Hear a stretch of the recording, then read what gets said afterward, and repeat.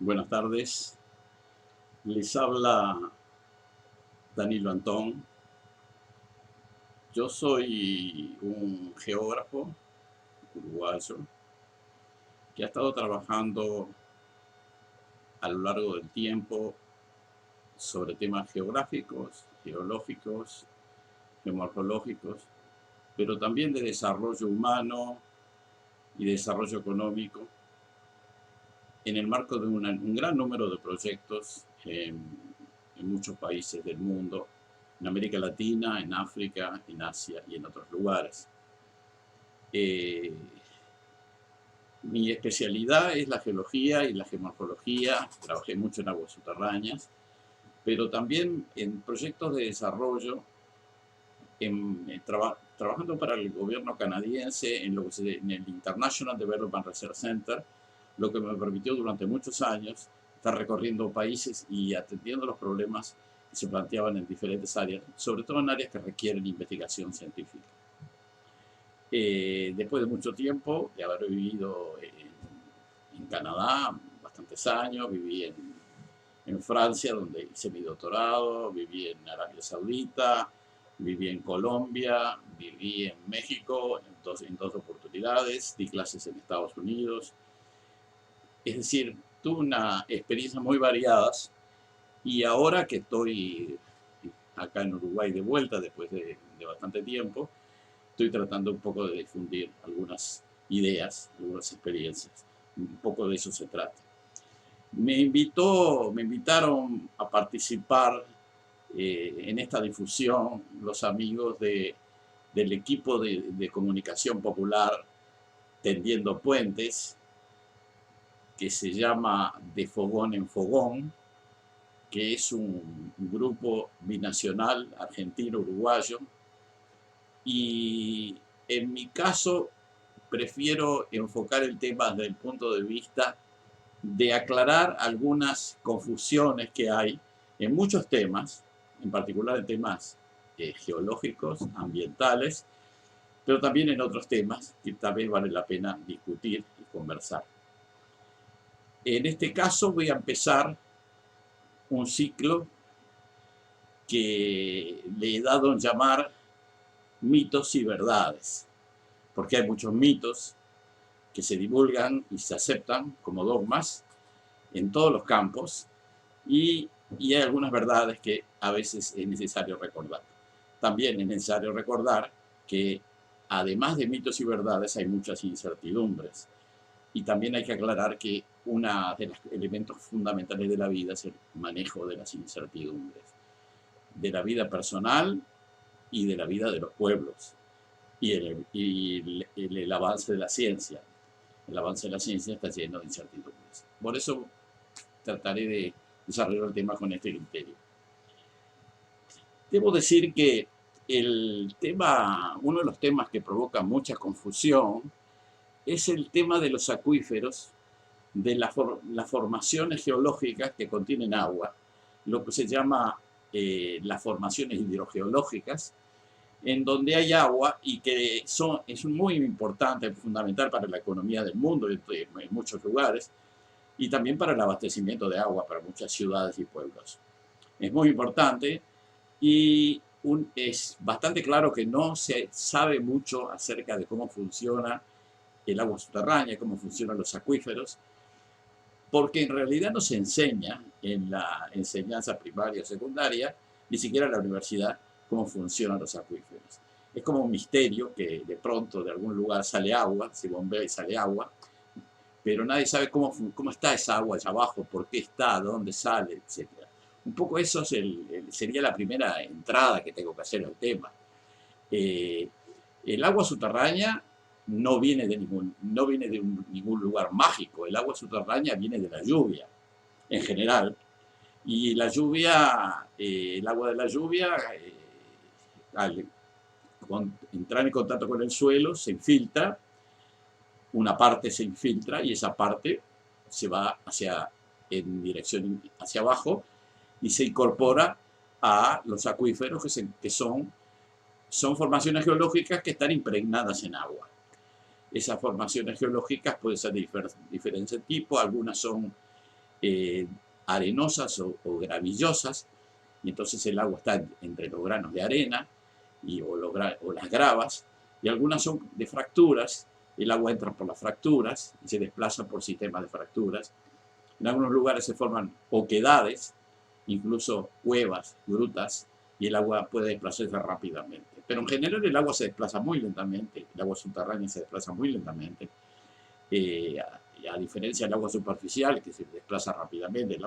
El agua subterránea se desplaza a velocidades de 1 metro por año, o 1 metro cada 6 meses, 1 metro cada 10 años, es decir, velocidades muy, muy lentas. Y cuanto más profundo, generalmente más lentas todavía. Ese es un tema que vale la pena tener en cuenta para analizar cómo funcionan los acuíferos. En general los acuíferos, o más bien las napas, siguen la superficie de la Tierra. En general, cuando hay una colina, la napa sube, y cuando hay un valle, la napa baja. Sigue en forma relativamente paralela a la superficie de la Tierra. En los acuíferos profundos eso no se da de la misma manera, pero en general esa es la tendencia. Bueno, hay muchos acuíferos, prácticamente en todas partes hay acuíferos, en todas partes hay aguas subterráneas, en todas partes del mundo, incluso en las zonas áridas. A veces esas aguas son dulces y a veces son salobres, incluso saladas. En este caso vamos a hablar en particular de un acuífero bastante importante, que es el acuífero Guaraní, que es un sistema acuífero que fue conceptualizado no hace mucho tiempo. En realidad fue mi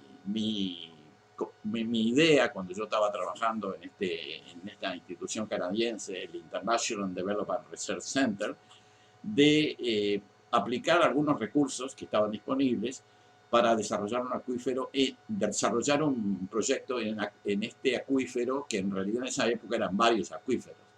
El acuífero Uruguay, en Uruguay había un acuífero que se le llamaba Tacuarembó, había uno en Brasil que se le llamaba Botucatú, y había un acuífero en Paraguay que se le llamaba Misiones, etc. Entonces la idea fue juntar a todos esos acuíferos y juntar a la gente, los hidrogeólogos que trabajan en el tema, en varias reuniones, y eso se logró, y finalmente los hidrogeólogos se pusieron de acuerdo, brasileños, argentinos, uruguayos y paraguayos, y se denominó ese sistema acuífero guaraní.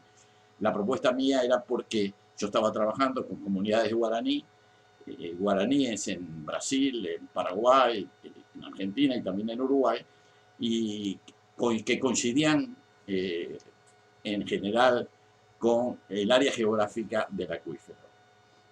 Ese es un poco el comienzo de eso. Luego el acuífero guaraní fue definido, se consiguieron fondos del Banco Mundial y de otros organismos financieros, y se desarrolló un proyecto más en profundidad que finalmente fue ya en el año 2000 y poco, 2005, 2006, 2007, y pues yo pude trabajar ahí como consultor en algunos aspectos importantes, en áreas pilotos, en Ribeirão Preto, en Paraguay, en Itapúa, en Salto Concordia, Rivera Libramento,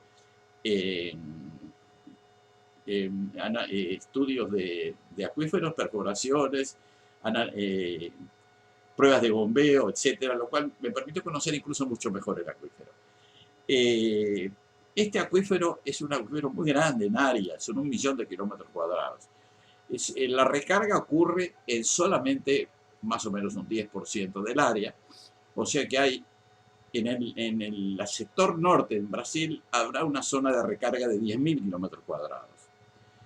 Perdón, de 100.000 kilómetros cuadrados. En el sector sur será como de 10.000 kilómetros cuadrados. En total podemos decir que hay recarga en unos 110.000 kilómetros cuadrados, y considerando el volumen de lluvias que hay en ambos sectores, se puede decir que la recarga total del acuífero, que implica en realidad el agua que puede utilizarse sin que los niveles desciendan, es del orden de de 1.500, 2.000 metros cúbicos por segundo para toda la cuenca, y sobre todo la mayor parte en el norte, en el sector norte, y en el sector sur será del orden de 200, 300 metros cúbicos por segundo los que están disponibles para el uso, que en el caso de Uruguay se usan fundamentalmente para termas, para el agua termal.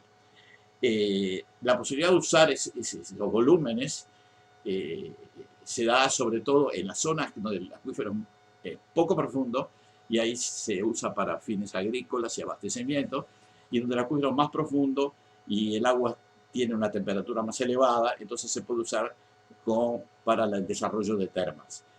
Eso no es tan fácil en el caso de Brasil, porque el agua es muy caliente en el acuífero, a la zona, digamos, a la altura de Foz de Iguazú.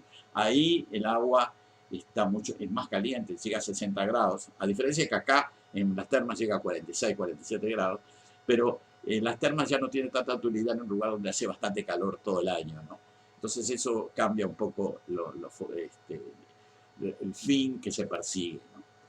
Esa es un poco la idea general. Esto da para más de una conversación y estoy tratando de entrarle al tema porque hay muchas cosas para decir, y la primera es que la cantidad de los volúmenes de los que estamos hablando no son gigantescos.